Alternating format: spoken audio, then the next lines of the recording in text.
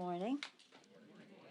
We are here today on Wednesday instead of our usual Thursday because tomorrow we will welcome Majority Leader Bob Dole back to the Congress of the United States, where he will lie in state under the Capitol Dome in the Rotunda.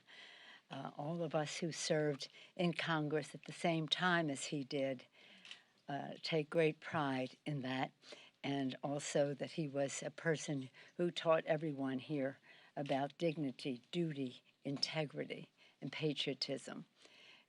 Our condolences go to his wife Elizabeth, who's a leader in her own right, Madam Secretary, Madam Senator, and now working so hard for our hidden heroes to care for our men and women in uniform when they come home.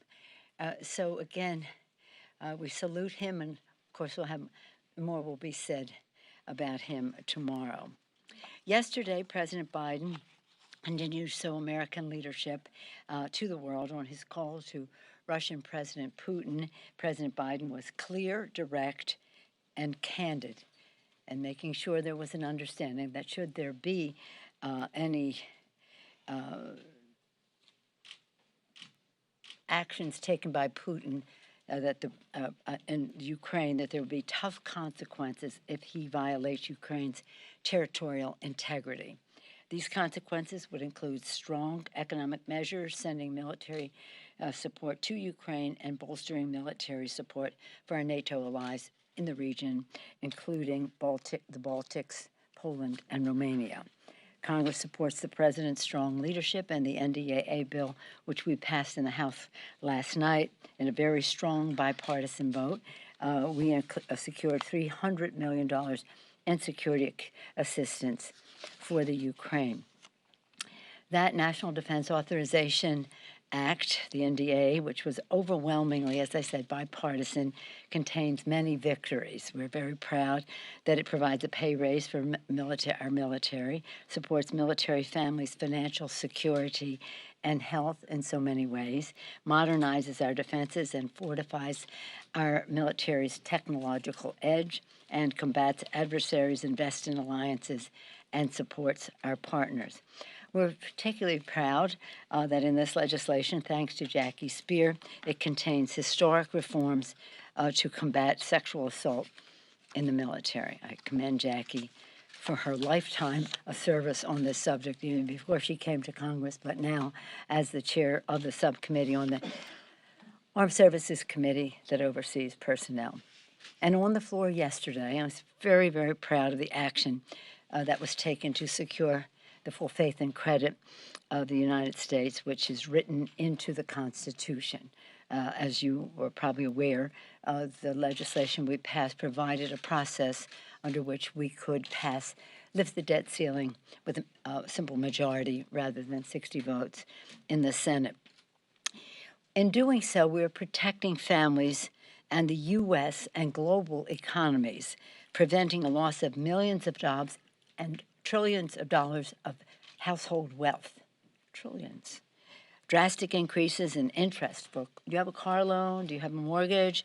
Do you have credit card bills, student debt, any other type of borrowing? Your cost would go up if we do not lift the debt ceiling. And again, even a discussion of it in the past has served to downgrade our credit rating. We will not have that happen this time. And it has a massive drop, should this have happened, in the value of the dollar, with global long-term consequences. This is as serious as it gets in terms of public policy, the people's interest, and the public interest. So again, that has gone over to the Senate as soon as they go through the process of how to bring the bill to the floor, vote on it, come back to us, and we will be done in the time from middle December, which the Secretary of the Treasury has said, when the time and the money run out for lifting the debt ceiling. I'm proud of what's happening on the floor today. It's an anniversary of some things that I want to call to your attention. But the House continues our leadership with a package of strong legislation that sends a clear message that Beijing's crimes against the Uyghur people constitute genocide and must end now. I've said over and over again, if we refuse to act upon or speak out against violations of human rights in countries because of economic reasons, then we lose all moral authority to speak out against human rights violations anywhere. So 73 years ago, this very week, 73 years ago, the world convened the UN Convention on Genocide to condemn and combat this crime of genocide, which the Chinese are engaged in terms of the Uyghurs in China. 20 years ago, China, again, right now, acceded to the World Trade Organization, and that action, the interaction trade-wise, has not been a success. And during the same week, this week, that the inaugural summit for the democracy is launched under President Biden. We salute him for making that a priority at the head of state level, and again, happening at an opportune time for observing human rights. The President has always said the challenge we have is democracy versus autocracy, and again, he is making a decision to highlight that at the highest level. I salute the President on his call this week that there would be no diplomatic presence of the United States in Beijing during the time of the Olympics. Some of us called for that in May. We must support our athletes. That's very important. We're not calling for the boycott, and neither is the president saying no diplomatic presence. We're saying diplomatic boycott. But we cannot proceed if there's nothing wrong with having the Olympics in a country that is engaged in genocide and perpetrating human rights abuses. I don't get it about the Olympic Committee. We had this fight in the early 90s with them when they had crushed people with tanks at Tiananmen Square. And now again. The PRC, the People's Republic of China, is waging a brutal campaign of repression against the Uyghur people and other minorities with mass incarceration, torture, and forced labor. We talked about it last week in this meeting. But these bills, the House is combating this horrific situation and shining a light on Beijing's abuse. I salute Chairman McGovern, who's really been our spiritual leader on human rights as the chair of the co-chair of the Tom Lantos Human Rights Commission, as well as co-chair of the chair of the Committee on China. His bill blocking importation of goods made with forced labor by the Uyghur people, that really is our law, that we don't have our workers compete with slave labor in other countries, but this focuses specifically on that. Then we have legislation by Congressman McCall, the ranking member on the Foreign Affairs Committee. His legislation condemns the International Olympic Committee for failing to uphold human rights commitments, and I join him in that. And Representative Jennifer Wexton's resolution condemning the genocide against the Uyghurs by the PRC. Again, if we don't speak up because we have an economic interest, we lose all moral authority. This is Human Rights Day for us. We put all of this together because of the change in schedule for reasons that I mentioned at the beginning of this meeting. At the same time, we're laser focused on continuing to lower cost and fight inflation, including with further action to address the supply chain disruptions. This week, we're passing the Ocean Shipping Reform Act, a bipartisan bill to bolster the Federal Maritime Commission, strengthen the overseas supply chain, and ensure fairness in ocean shipping. This is strongly bipartisan. In fact, the National Retail Federation yesterday wrote, while the bill cannot solve all current supply chain disruption issues, it will go a long way to address some of the core issues that existed well before the COVID-19 pandemic. Again, this is just one of several bills that we will pass that build on the success of the bipartisan infrastructure law. In there are billions of dollars, $17 billion, in fact, for ports and waterways for commerce to run more smoothly. And in the Build Back Better, that's the BIF, in the Build Back Better includes billions to identify and fix disruptions in the supply chain. So we're building back better with more efficient, productive economy with lower prices for the middle class. Tomorrow, we have very important legislation goes to the heart of the matter of our democracy. Under the leadership of Chairman of the Intelligence Committee, Adam Schiff, we will be passing legislation to secure our American democracy, the Protecting Our Democracy Act. It is a package of democracy reforms to restore the constitutional system of checks and balances and ensure that no future president can abuse his or her power, including the abuse of pardon, power, and abuse of office for personal enrichment, soliciting of foreign interference in U.S. elections, retaliatory attacks on whistleblowers and inspectors general, and contempt of Congress's oversight powers, including our lawful subpoena power and power of the purse, and more. I commend the distinguished chairman of the Intelligence Committee, Mr. Schiff, for his long-term work on all of this, and we look forward to a strong vote tomorrow. For the people, we will continue to fight for our democracy. It's a very busy time. I couldn't be prouder of our members. Democrats deliver. We delivered with the rescue package. We delivered with the BIF, the bipartisan infrastructure legislation. We delivered with BBB, Build Back Better, awaiting that return from the Senate. We're delivering on the supply legislation. In the bill on Monday, just want to go back to it because it was so important. And when we were addressing the process for how we lift the debt ceiling, in there we also addressed the sequestration issue that would come due on January 24th. We touched on this in previous meetings, and now that date no longer looms for another year. And then we also took out a 2% cut in Medicare that was going to go into effect the end of December. That would be very harmful to our healthcare workers, our docs, our institutions that provide healthcare, largely to our seniors. So that was a very important bill last night. It was like 3 bills packed into one, in addition to the NDAA. Our strength in terms of our military and our men and women in uniform, our strength in terms of the well-being of the American people. Any questions? Let me see. What about you? Yeah, ma'am, as you look forward to sort of how this plays out from here, I know you got to wait on the Senate. Right. Do you expect that you're going to be able to move the debt ceiling stuff ahead of the 15th and before you guys depart for recess? Or? Yes, we have to. They will, as I mentioned, the Senate will deal with the process in a couple of days. I mean, you have to ask them about their schedule, but when they do that, only then can they move forward with voting on lifting the debt ceiling. Then they'll send it back to us, and we will send it to the president.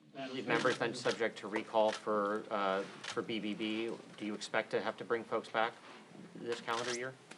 Bring that back? Well, if the Senate From passes where? Build Back Better and there are changes. Yeah, I understand, but where are they going that we're calling them back?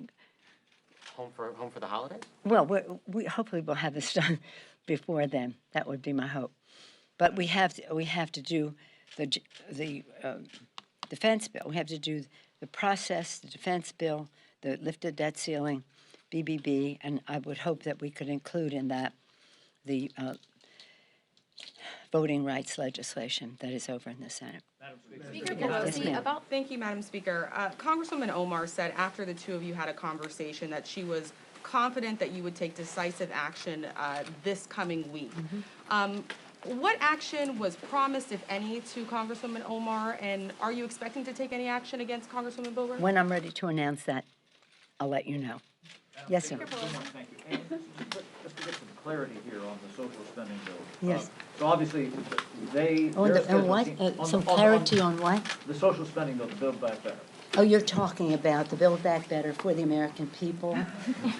Yes. What are we calling it? Yeah. Okay, however you're referencing it is not familiar to me. But Okay, anyway, okay. So, Build Back Better but just so we're on legislation. the same, I just want to know what you're talking All right, about. very Make sure you know. No, I can be talking about 2 times, done. Anyway, that said, whenever the Senate does that bill, and to get some more clarity on this, you think that you could move so expeditiously that they could that once you get it back, you could move this through the holidays, before the holidays? Or do you think that this needs some time to massage in the new year, because that's going to be a different product, and some of your members are going to have to evaluate that? All your questions are always about what you're going to do for the holidays. But I asked We about will. We are on our path to get the job done for the American people, and we feel very confident about what is in Build Back Better. We know what some possibilities are, and it would be my hope that we will have this bill done before the Christmas vacation or holiday. Speaker Pelosi. Yeah. Speaker Yeah. Pelosi. Thank you. You've been saying that it's up to Leader McCarthy to deal with his members, like Yeah, it Congressman has. Boebert. But it was the House Democrats who came in and punished Gosar and Green. So what makes the Boebert situation any different? Well, it's just an intensification of their neglect of honoring Rule 23 that says what we all have a responsibility to honor the House of Representatives and serve in a way that brings honor to the House. It's their responsibility to deal with their people. Well, how we deal with addressing the fear that they have instilled in the Islam, with their Islamophobia and the rest, is something that hopefully we can do in a bipartisan way. But the responsibility is on them, and I just went through a wealth of substance here. I don't feel like talking about what the Republicans aren't doing or are doing about the disgraceful, unacceptable behavior of their members. Any other questions on the subjects at hand? No. Yes, ma'am. As we approach the end of the year, if you can, I have two questions. One is, do you think that the Capitol is safer this year than it was a year ago? Of course I do. But we will always ensure that that is the case, and we are having all of the reviews of what we pass into law and how that is being implemented. But let me just say this about 1 year ago, and that is, I don't think that whatever preparation anybody would have made, that anybody could predict that the President of the United States would incite an insurrection, and a violent one. So I don't fault anybody for not knowing, who have responsibility of communication and the rest on all of this, that the president was instigating this. I'm very proud of the work of the January 6th committee. As you see, we see it together in the public domain, the actions that they are taking to seek the truth. And the truth will tell us some things about our exposure then further. But also, I don't know if you can see, but from the windows in the Capitol, we can see actions being taken to protect the Capitol more further. And also there is a lot of conversations among members and staff about just the breakdown of comity in Congress and the tensions between the two parties. 400 staff members sent a letter to leadership today saying that they don't feel safe because of Boebert and others. So forward-looking, how do you address that, and how do you fix it, and can it be fixed? Well, I'll never forgive former President of the United States and his lackeys and his bullies that he sent to the Capitol for the trauma that what was exerted on our staff. These are largely younger people who come with idealism to work in the Capitol on either side of the aisle and whatever it is. And for us who sign up for this when we run for office, it's bad enough for our families to see the danger we're in. But for these young people, when I came back to the Capitol to say we're going to open up government in the Capitol that night, we were going to honor our constitutional responsibilities, even though they had an assault on that January 6th date fraught with meaning from the Constitution. When I saw what it meant to the staff, the way it traumatized them, it was frightening. That's something that you cannot just say, well, we'll do legislation to make sure this or that doesn't happen again. You cannot erase that. So I have a lot of communication with staff, with Capitol Police and the rest, so I know pretty much what people are thinking, not everything. And we must always be, it's like an horizon. You're always moving to make it better, As far as civility is concerned, it would be a good place to start if they didn't start threatening the lives of members of Congress from one of their members to the next and saying nothing about it. But civility is very important.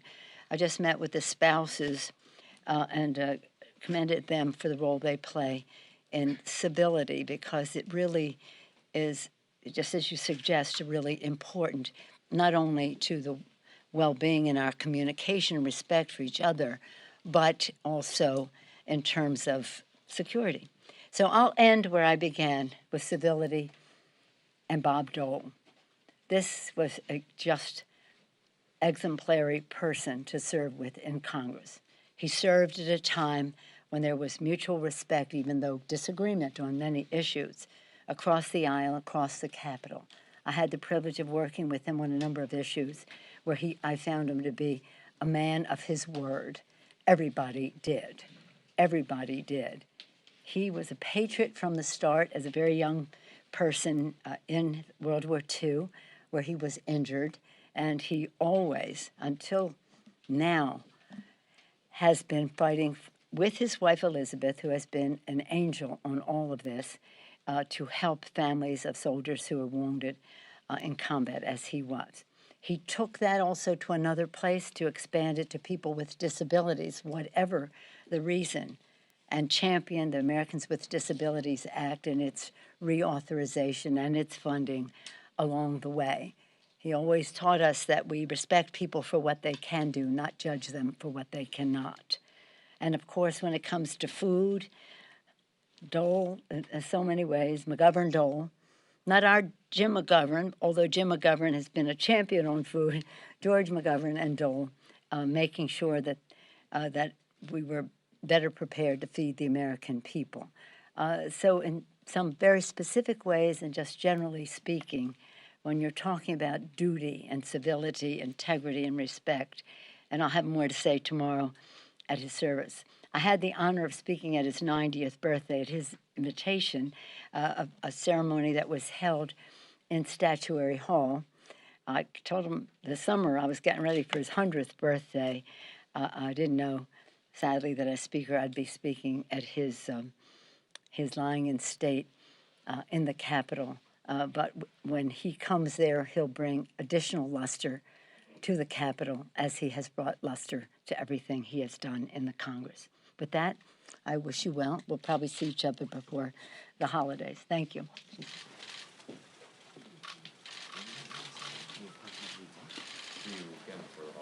Good question.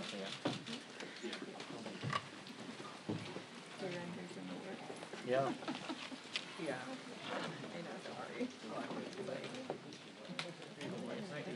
Thank you.